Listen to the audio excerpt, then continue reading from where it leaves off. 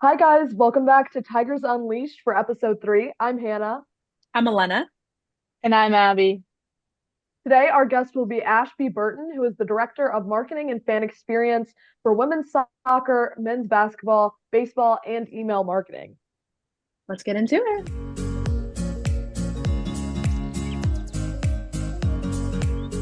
Hello, everyone. We are so grateful to have Ashby Burton with us today. I'll have him introduce himself a little bit further, but he does work in IPTAY, and we're excited to kind of dive into what he does here. Awesome. Like Elena said, my name's Ashby Burton. I've been at Clemson for right at 6 years now. Came here first initially to work for IPTAY in a marketing and communication role. Spent about 2.5 years with IPTAY, then got to move over, do some fan experience work for a while with Clemson Athletics.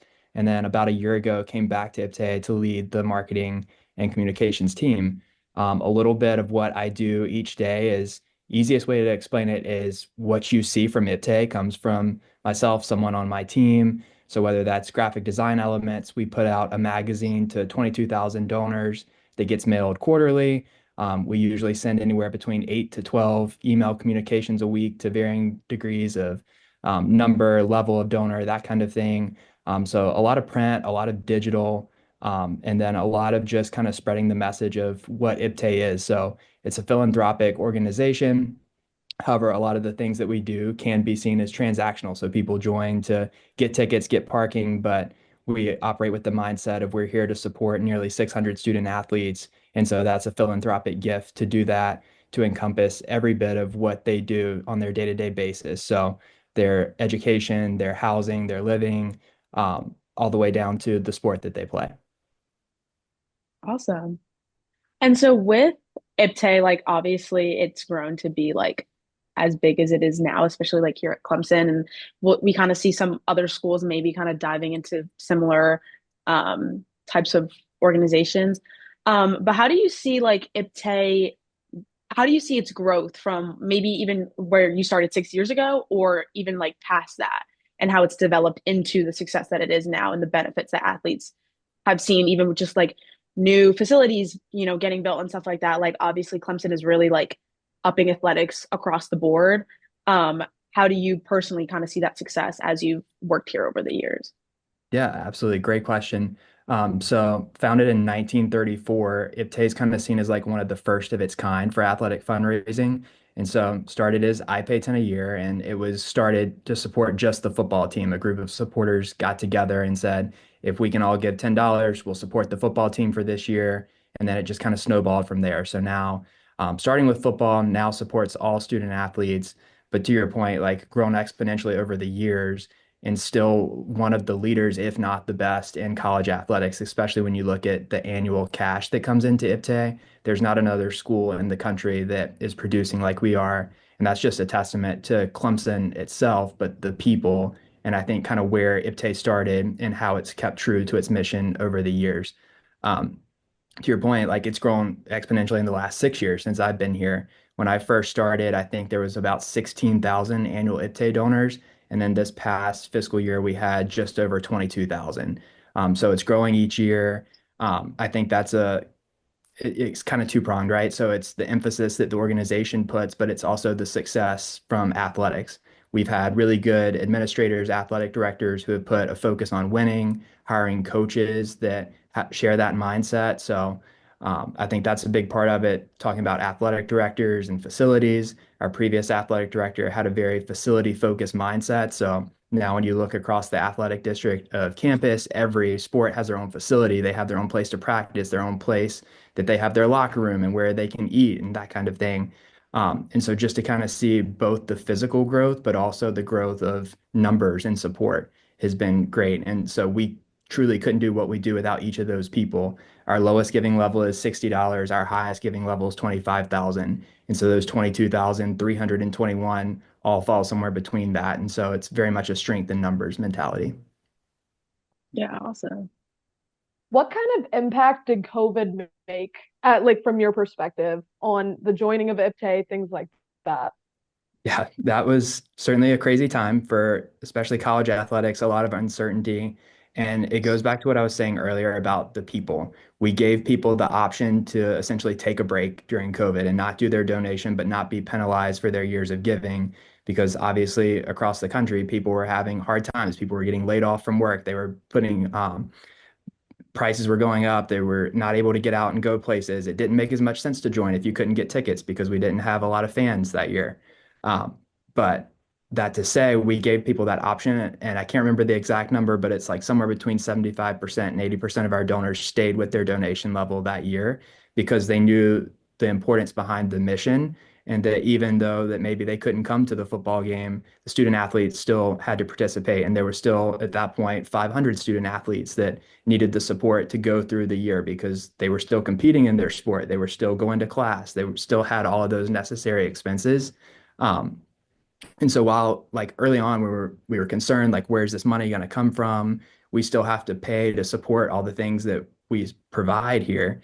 But then at the end of the day, to see people come through like that, it made what we do a lot easier for that reason. Awesome. I Thank have you. another question kind of pertaining more to like the social media aspect of it and like also more specifically like marketing.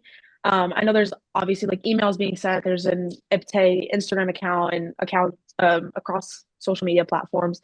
How do you guys like utilize social media presence to promote IPTE and maybe to like I don't know if it's like emails are more pertaining to like the older generation and social media to the younger gen like or do you think it kind of just goes across the board to all audiences? Yeah, it's kind of a difficult one to answer because where I would almost want to see our social media is not how we approach it. So Mm. certainly the things that get likes, get shares, that kind of thing, are your more trendy things. But we never really take that angle just because we don't feel like that's like our spot.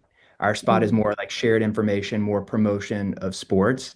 And so it's kind of one of those things that every time we have new team members, new interns, new GAs, that kind of thing start, that's always their first mindset is like, how can we do this a little bit differently? And it always kind of comes back to that's just not us. And I think it's staying true to who we are, which is more of a shared information, more of a promotion of our student athletes. And if it gets 100 likes, great. If it gets 2,000 likes, great. We're still doing our part no matter what the outcome of that is.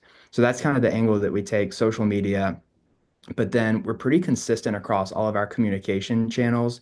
Um, and I will say that's something that like in this role, I've been here a year, had some time to reflect. That's something I want to get a little bit better about is like we're talking to everybody the same way. And that's probably not the most effective way to do that because the way that like the four of us would respond to something is very different than how our 75-year-old donor would respond to something.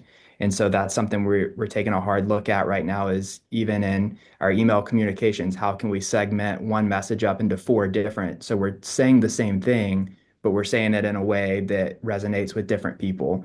Or how do we communicate to a group that we know is just football focused? So we're going to feed them football specific information. But now that we've launched the Hear Her Roar program, which is women's specific fundraising for athletics, we've got a huge base of people that we know are dedicated to just women's sports. So why not talk to that group differently than we would talk to the football group? And so I think that's for every platform, social, email, especially because it's targeted. And then one that we still do a lot of is print. We did a study, I think this was 2 years ago, and our average donor is a 62-year-old white man. And so if we look at that, like how we use social media is probably not as pertinent to the college student as it would be to them if that's who's following us. So just kind of thinking about all of those things and then certainly keeping the mindset of we're constantly growing. We're adding student athletes, we're adding new facilities, we're adding new programs. Like that's not things that other schools are doing. And so we know that as a donor base, we have to grow with that. And so using those tools and how we talk to people to get there as well. Sweet. Okay, no, go ahead, Elena. No, go ahead, Abby. I was just wondering, like, what made you like want to go into this field? Like, have you always been interested like in the sports aspect of that stuff? But yeah. Yep. So I guess I'll back up. I went to school at UNC Wilmington in North Carolina. When I graduated high school, went there, I had this concept that I want to work in college athletics. No idea what that meant. I went with the understanding of a college athletic department is an athletic director, a ticket office, and some coaches, and that's about it. So I get to school and I learned that like, oh, there's this marketing and fan experience department, there's a communications department, there's an event ops, there's sponsorship, there's like so much more than what I thought. And first thing I got involved in was marketing and fan experience. Absolutely loved it. And then my boss at the time told me I needed to do an internship where I got exposed to a lot of different things to confirm that this is what I wanted to do. So one summer I worked for a minor league baseball team where one day I was the ticket salesperson, one day I was working the concession stand, one day I was like raking the field and doing tarp. All the things taught me exactly what I didn't want to do, exactly what I did like and would want to move forward with. And marketing and fan experience was kind of that. But then I also liked the writing, the social media side, kind of more of the strategy behind it. And so that's why, like, during my career here, I've kind of bounced back and forth because I like both. And I like the marketing and communication side, but I also like the thrill of game day and being in it. So I did that for a bit, realized that you're on call 24/7 and working 365 days a year, and was like, okay, maybe that's not it long term. So that's why I'm here now. I still get to be in sports, but you're not like all in all the time, if that makes sense.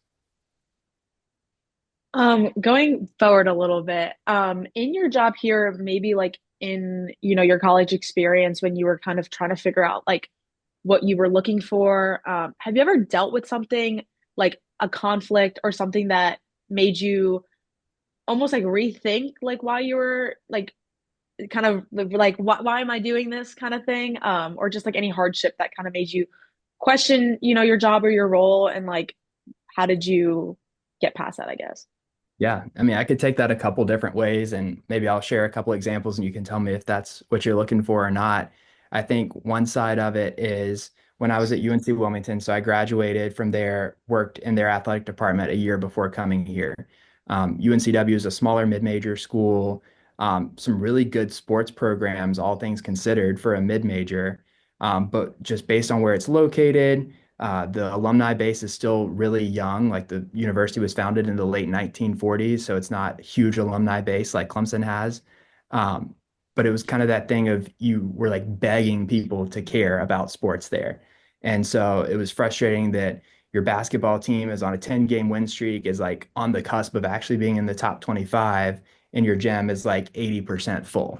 And so that was kind of my thing of like, man, I got to get to a Power Five institution where people care all the time. Fast forward, get to Clemson, and then people here, it's like the exact opposite. After a year here, I'm like, you people care too much, and I can't deal with this. Like, you're calling to complain that the music was too loud last night, and that you don't like the consent. Like, and I'm like, it doesn't matter that much. So that was kind of one thing where I'm like, is sports really for me if it's like this intense all the time? So that's one, and then I think the other one is just kind of, I'll take it to the fan experience side a little bit. You're on call all the time. So it would be 2 a.m. and I could get a call from a head coach and like having the next best great marketing idea. And it's not the next best great marketing idea.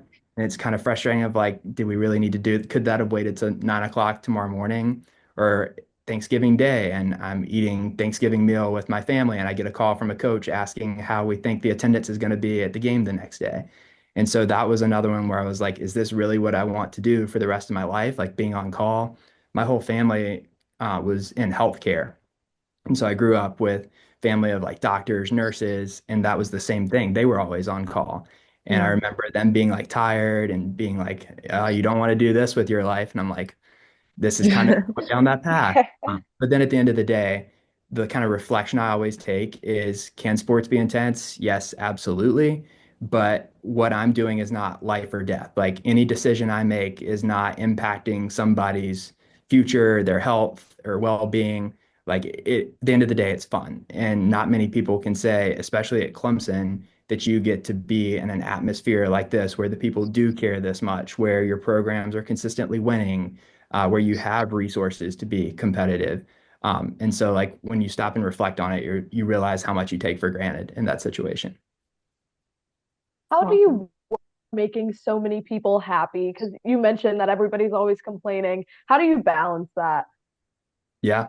That one can be challenging because especially in a communication role in a time where there's a lot of different things going on in college athletics. Like NIL is still very new and people have a lot of raw feelings about that. They think that things should be done the way they were 20 years ago. And so it is a fine line to balance. But at the end of the day, we're here to serve our mission, which is supporting student athletes. And that's one great thing I can say about Clemson as a whole. IPTAY as an organization, we're committed to the mission and we're going to do what's best for the student athlete. Sometimes that might not be the most popular decision in terms of what our donors or stakeholders think. And I mean, NIL is the easy one to point to right now. Early on, I would say Clemson people were not as bought in on NIL as what they are right now. It was different, maybe wasn't clearly defined as it is right now, but now I think people understand that this is college athletics now. It's not changing, it's not going away. So to be competitive, you have to adapt, and we have adapted. We've done it our way, which is awesome. We're very set on we're not going to be the first to do something. We're going to be the ones to get it right, do it our way, and to look back and be like, we have a sustainable way to do this. And I think that's what we've done. But that to say, yeah, it can be difficult at first, and you're trying to manage what your mission is. But at the same time, like you need those people to complete your mission. So you have to make them happy. And so it's kind of finding what's that balance of the greatest good for the greatest amount. Mhm. Sweet. Anybody else have any questions before we wrap it up? All good. All right. I think that's all we have for you. Thank you so much for taking time out of your Thank you. schedule to talk with us. That was very like informational and awesome. Mhm. Awesome. Well, I appreciate you guys for having me. This was great. Thank Yeah, you so thank much. Have a you. good rest of your week. Thank you. Y'all as well. Bye. Bye. Bye.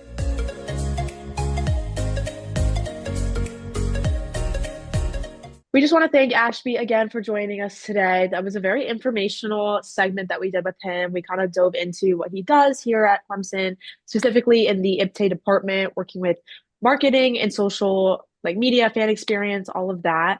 A lot of what he said was very interesting, and IPTAY has a very, very strong impact on Clemson as a whole, especially athletics. They're responsible for a lot of the facilities and athletics as a whole. Something else that was interesting, just kind of diving into like the growth that IPTAY has seen, how it used to be a program you would pay $10 a year and it only supported the football program. Whereas now I think he gave us numbers of up to like $25,000 a year. Yeah. And it supports all across all of the athletic programs here. They have new like marketing things with supporting women's athletics, especially with like the gymnastics team and lacrosse team, which are fairly new women's sports teams here. It's cool to kind of see how they allocate money and funds to those programs as well, not just the really big soccer or football, baseball programs. And then I know Abby and Hannah both mentioned how the COVID impact on them didn't impact them as much as we thought it might. I think he gave us like an 80% retention rate. Was that what he said? You said 85? Yeah. 85? It was Which is something that's like that. shocking to me.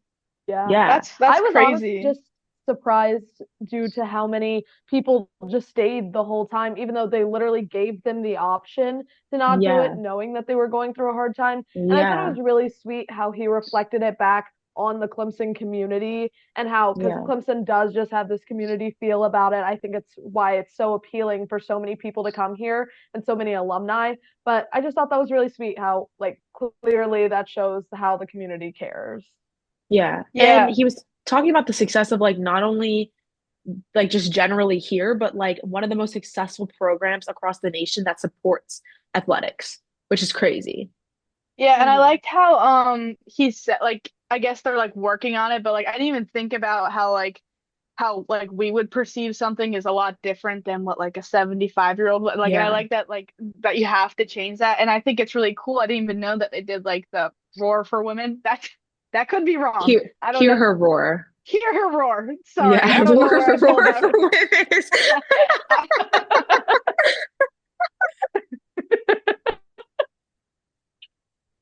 Guys, Sorry, I just continue. thought that was I just thought that was interesting because I No, don't know. I yeah. think it's really cool because I do think, it's kind of not like it's a known thing that women don't get as much like, Right. screen time as like So roar for women. And Sorry, keep it. I think it was really interesting how he said that like at the end of the day, like they're gonna do what's best for the student athlete. Like I really Right. like that. Yeah. Yeah, because I do think it's hard when you have so many people with such varying opinions on how their money should be allocated.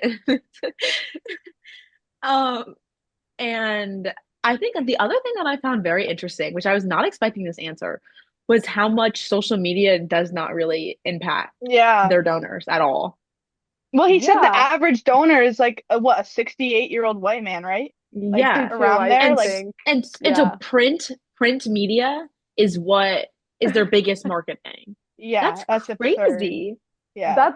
That's super shocking to me, just because I didn't even Yeah. know anybody used print media anymore, if I'm being honest. Yeah. Yeah. Like all the mail, like I would just get my mail and throw it away. Like, Yeah, that's Yeah, me crazy. too. Would we be considered like I don't know if you guys like say like you know he can donate to IPTAY to like get like a better chance at tickets or whatever, yeah. Mhm. right? Would you like would we be considered donors like if that's like what you did? We're IPTAY donors, yeah.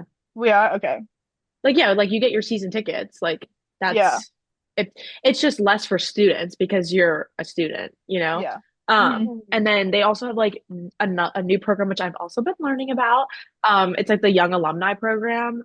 Ashby doesn't specifically work with that, but it's basically like it's almost like a bridge. In my head, I think of it as like a bridge program from like when you graduate, the fees are way less, and you kind of have like a 4 year range of like being able to stay an IPTAY member and like get those benefits, but not at the rate that like you would when you're like way past graduating, if that makes sense. Like it's kind Oh, of a that's way for like interesting.